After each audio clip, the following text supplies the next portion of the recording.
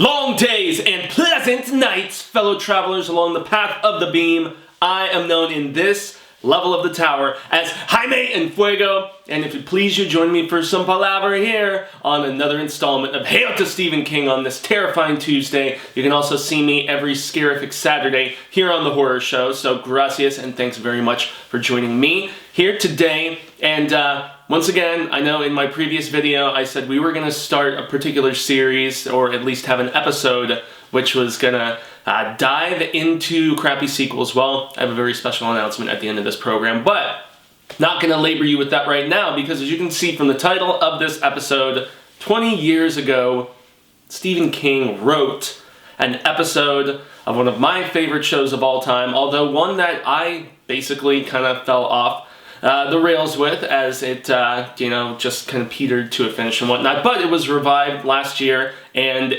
tomorrow night, presumably the last episode of The X-Files that we are ever going to be seeing for now. We'll see, but that's at least what the impression is being given with Gillian Anderson leaving the program. But with the last episode about to air, supposedly, once again, as I mentioned, I felt the need, especially since it's the 20-year anniversary. It was last... it was February, I think, February 98 that this was actually aired, but, second half of a season of a TV show, season 5 of The X-Files to be specific, episode 10. So with the final episode about to air, 20-year anniversary, I was just reading up again. I'm pretty sure I watched this episode when I was younger, because I was like super into The X-Files for quite a while, probably up until Mulder was done and they brought the T-1000 in and all that. I've talked about this on the horror show before, but yeah, that's about the time that I fell off. I want to say that was like season 6, but yeah, so long story short, I love the deep mythology, with the smoking men and all kinds of other just the whole paranormal alien conspiracy and the black oil and just all the different things that they did. By the time this season 5 episode came around, though, if I remember, Mulder didn't believe anymore, and Scully got over her cancer that came from the abduction, which was really funny because the abduction was only factored into the storyline in season 2, if I remember, because there was a pregnancy, and so she could only do a part of the season and set the show in a whole different course. So yeah, I was deep in the X-Files for a while, and I love the Monster of the Week stuff too. That was a cool kind of counterbalance, the fact that you had the deep mythology that ran all the way through, and then you had your little one-shots, almost like an Elseworlds type thing, where characters you are in a situation that's really just a one and done, and just kind of go on from there. And those are some of the best X-Files episodes, honestly, for me, where the weird creature, the mutated guy going through the sewers, and weird stuff with the inbred family. I mean, there's a lot of really good, just kind of one-shot episodes of the X-Files. Lots of really, really good ones. As such, when Stephen King approached Chris Carter after already talking to David Duchovny and being like, yo, I love the show, I want to write an episode, he didn't really get anywhere until he talked to Chris Carter, the series creator who also did Millennium, another awesome and yet much more short-lived show. I guess King was in discussions at one point to pen one of those Lance Henriksen episodes too, and he ended up deciding to go back to doing an X-Files episode. It was like, I'll do X-Files, no, I'll do Millennium, no, I guess I really want to do X-Files more. So when he finally got the opportunity, of course this is going to be one of those one-shots, one of those Monsters of the Weeks, and, it's got a weird tone to it, it's full of tropes. The best way I can kind of describe it, and this episode is also called the Chinga, which I guess Stephen King and even Chris Carter let it get past. They're in other areas of the country though, and here in Phoenix, man, Chinga, well, there's a little more to it, but it means something really bad. So yeah, it was even, I think the name of the episode was changed to, oh goodness, something honey, bunga honey, which to me is slang for something else when it was shown in the UK. That's what they called it, bung honey. Both are bad to me, but in any event, this episode is called Chinga after the name of a family article, and this was, it taking place in Maine. Some of the tropes, if I'm going to jump on those real quick, the fact that Scully decides to go on a weekend of R&R and just chill, and she goes to Maine, and what stereotypically happens in Maine, and everybody knows this by 1998, spooky shizzle goes down, that's the land of Stephen King, if we're gonna get super stereotype about it. But that's exactly what happens when Scully goes to vacation in Maine. She's at a gas station, and immediately people start coming out with like clawed out bloody eyes. And it's one thing that I will give this episode credit for, despite being kind of forgettable in some aspects. It goes for more gory, like kind of scary. Not all the scares hit, but there's a few moments, including this opening one, that do, in my opinion. And you're trying to figure out what the cause was. There's obviously there's whisperings, being a small town in Maine, that this particular woman and her daughter, they're family of witches or something that dates all the way back, generations and generations to like Salem era stuff and whatnot, or something to that effect. But they keep it really vague enough throughout the episode. You're kind of wondering, is somebody does somebody have some sort of evil force, like evil, like I don't want to say satanic, but otherworldly power that is allowing them to commit all of these different crimes? And you wonder, you're like, is it the doll that's possessed? Is it the daughter, and she like has some sort of evil spirit within her, and she's using the doll and all of these like different things, like different weapons, hammers and knives at the meat cutting place in the supermarket and whatnot? It's like, it keeps it very vague. You're like, what is it? Is there something much, much bigger going on? Is it just the doll? Is it just the daughter? It does keep you guessing in that regard, which I think is pretty dope. And there's, even though the best way, once again, that I can describe this, there's a lot of crossover comic books that I read when I was a kid in the 90s, and you would see like Spider-Man and Batman, especially when they did crossovers within one comic label, like Marvel people with Marvel people, from books there where you didn't see them as often. DC within DC. This was all commonplace, but in the 90s was when they really started doing these jump over type things, like Spawn Batman was a good one. Batman Spider-Man was okay. The point being, and there was tons and tons and tons and tons of others, I think there was a Spawn Punisher at one point. There is, obviously, the Alien vs. Predator ones are pretty good, but once again, that's within the Dark Horse umbrella. So when you Batman Aliens, fantastic. Batman Predator, fantastic. Those are some good ones, but more often than not, these crossovers with different franchises you loved, and it's still happening to this day with all kinds of different,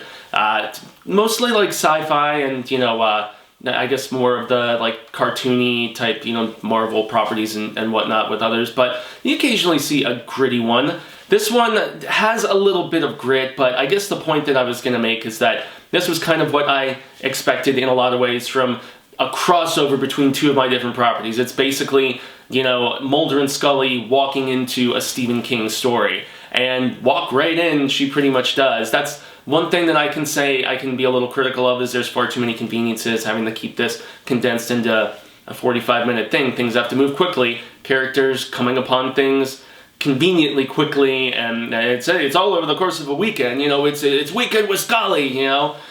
She doesn't. She has some brushes with death, but this was a one shot in the middle of a season. You would probably not expect anything that drastic to happen. Interestingly enough, I guess after King first wrote this script, Carter had to come in and do some touch-up work from what I was reading, and it still feels very Stephen King to me, but I guess he wanted it to be a little more tying in with that current continuity, which if I remember by season 5, like I said earlier, Mulder didn't believe anymore. He was like losing faith, so to speak, and Scully has a little mention with him, but they actually only see each other once in the whole episode. That's one cool thing. I guess King wanted the two of them together the whole time, and the one thing Carter pushed for was them being in separate spots, and the interplay being, it's very funny. It's kind of overdone a little bit overly comedic, but the whole episode has, to me, almost an essence of camp to it, but it's fun. I liked it, even though it's a little bit more of a forgettable episode. It's still probably, for everybody who watched it and liked a little bit of Stephen King, liked a little bit of the X-Files, or both, like me. It's one that I've forgotten pretty much all about. It's King fun, rather forgettable, but you'll always remember. You'll be like, oh yeah, that was that X-Files Stephen King episode. I thought there's some laughs, there's some good mythology, albeit, tropey at times, but it does some things I didn't expect it to, which was cool. And I always had fun with those one-shot crossovers, okay? Even if they were kind of fluff to some degree. I mean, if King had the opportunity to do like a whole like drawn out story arc over like half of a season, or maybe like at least 2 episodes, 2 to 3, I think it would have been a little bit more heavy lifting. But as a whole, this felt like if Stephen King had written a short story and thrown it in one of the magazines. I don't know, he's, magazines or newspaper or something like that, a website. He's written about, Sherlock Holmes before. He's written stories for popular properties before. So I can't hate on him for giving the chance to make one episode, amusingly called Chinga, and hey, he did something fun with it. That's the fun but forgettable, okay? That's about as far as we can go into this. But I honestly, if you're a fan of King or the X-Files, but especially both, definitely go and check this out. King also did script other television, just one-shots, the anthology horror apt approach that he always takes. I enjoyed when he did I believe it was The Moving Finger. It was one that he did on Monsters. Monsters came after Tales from the Dark Side, where he did Sorry Right Number. He did Word Processor of the Gods. These were all kind of cheese, I guess, to some degree. He also did the Revelations of Becca Paulson for the Outer Limits in the 80s, if I want to say, when they did the revival for that. That was interestingly kind of factored into the Tommyknocker, so it's interesting that there was a visual snapshot of that particular story. So I'm just curious with you guys for these few other just one-shot Stephen King episodes that he did of these particular programs. There were a couple which are hard to find and read, which is, the Becca Paulson one. You can find all the others in the anthologies if I'm not mistaken, but Sorry Right Number was originally written specifically for screen, so maybe that's kind of cool to think about. So, yeah, would you guys like to see any coverage of these? Like maybe hit an episode, an episode every 2 weeks, or, a couple times a month, or, that is more or less the same thing. Once a month. I've been trying to think of different ways to have more just diverse King coverage than just books, because I know I can rattle off about the books for days, and I'm going to continue to do that. Next month we have Christine coming. There's going to be anniversary coverage of all kinds of things this year, from Bag of Bones to, the big ones like The Stand and Pet Sematary, 35th and 40th anniversaries respectively. I'm going to start doing anniversary coverage for iconic King films, I think, too, whether of the good or the bad variety. We're going to have an episode about Dreamcatcher, the movie. Yeah, Lawrence Kasdan. Boy, when he directs, though, I don't know. So that's stuff that I'm planning to do, but leave me some feedback. Comments below what you thought about joking about the King and X-Files crossover. I thought it was amusing. That's about all that I needed it to be. So, end of story on that. Do you want to see coverage of episodes of these other one-shot King TV shows? We're going to continue doing book coverage. Book coverage and large book character topics will never, ever go away. With 2 a week, it's kind of just trying to think outside the book sometimes, especially for something like this, when King wrote it specifically for screen, and I'm sure the screenplay original or finished one floating around on the Reddits, or it's I don't know, whatever the hell they call that one. I'm not on it, but producer Dave talks about it constantly. So now the big fun idea that I had that I was going to toss out here at the very end of this episode, and once again keep it brief, is that it was originally going to be one episode. It was going to be about the sequels we didn't want. It was basically just the concept, but I finally came up with a title for it, and as opposed to being just one episode trying to cover so many different things. There were 2 Mangler sequels, there were 2 Something They Come Back sequels, there were 7 Children of the Corn sequels, and then also the remake. And so yeah, long story short, and that's not even going over everything. There's still tons more. Firestarter, Carrie, you name it, there's a lot to cover. So what I decided to do was to, as I was watching these, I'm like, I don't want to condense all of this into one episode, or even part 1 covering a bunch of these, part 2 covering a bunch of these. I honestly want to do something called The Sequels That Forgot the Face of Their Father. Yes, we know who their father was, Stephen King, and this is like prodigal sons that went off and, sowed their wild seeds and made horrible sequels that had nothing to do with their father, nothing. So, yes, what do you guys think about this title, about this concept for a new series of videos that will either be once or twice monthly, depending on how often y'all want to see them, Once again, book coverage is not going to suffer with 2 episodes a week. I'm thinking maybe one thing for screen for King a Week, and then one thing from print for King a Week. You know, leave me more feedback about all these things. I know I threw a lot of information at you, but I want just feedback about what you guys think of Chinga.